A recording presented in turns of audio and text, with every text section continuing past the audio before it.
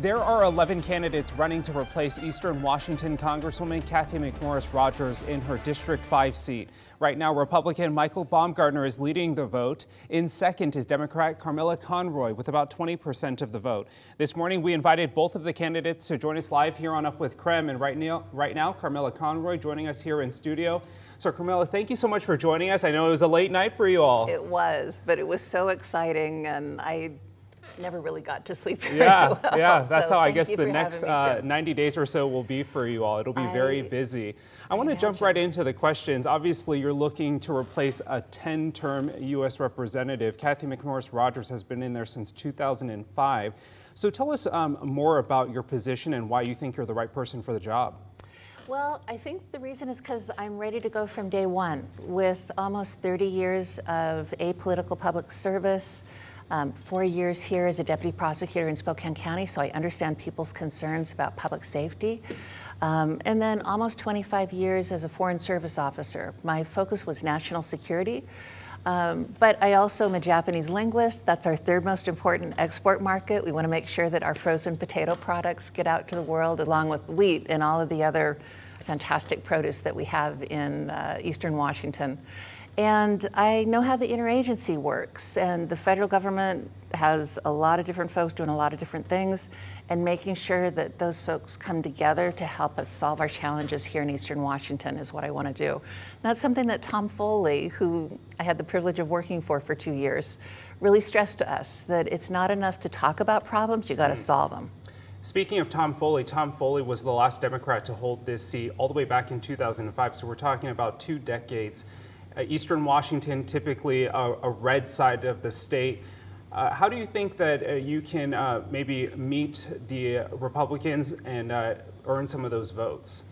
Well, I think that people are ready for a change, that there's been a lot of discord and friction amongst Americans, and that people would like to see a positive agenda that isn't so much about party politics and is much more about making sure that our government's addressing affordability, like healthcare affordability, that we're taking security seriously, whether it's at our border or immigration policy, and also that we retain the freedoms that were taken away from us or revoked, in a sense, by the Dobbs decision at the Supreme Court. So there's a lot to be done, but I think we can disagree without being disagreeable, and that what the American people want, what people in the 5th District want, is to just go ahead and get the job done and not be looking for, with all due respect, not be looking for airtime, but be looking for ways to make the government work for us.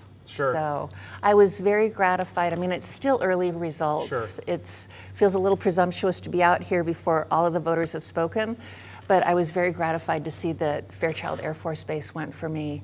To have the support and the votes of national security professionals just means a lot. Michael Baumgartner yesterday at his party said that you're not the right fit for the job. How do you want to respond to that?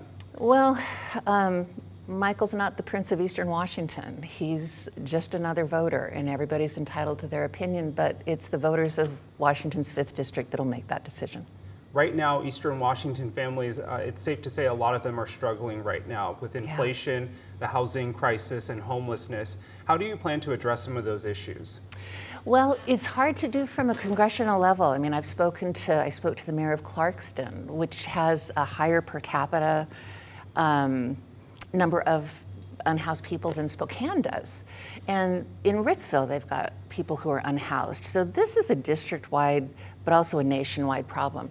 And it's going to be up to local communities to figure out the best solutions for their place. That's not going to be dictated from the top, but certainly, because it is a nationwide problem, the federal government ought to be able to provide some funding so that small rural communities don't have to face that struggle on their own. All right, Ms. Conroy, thank you so much for joining us here in studio. We sure do appreciate it. Thanks, Tim.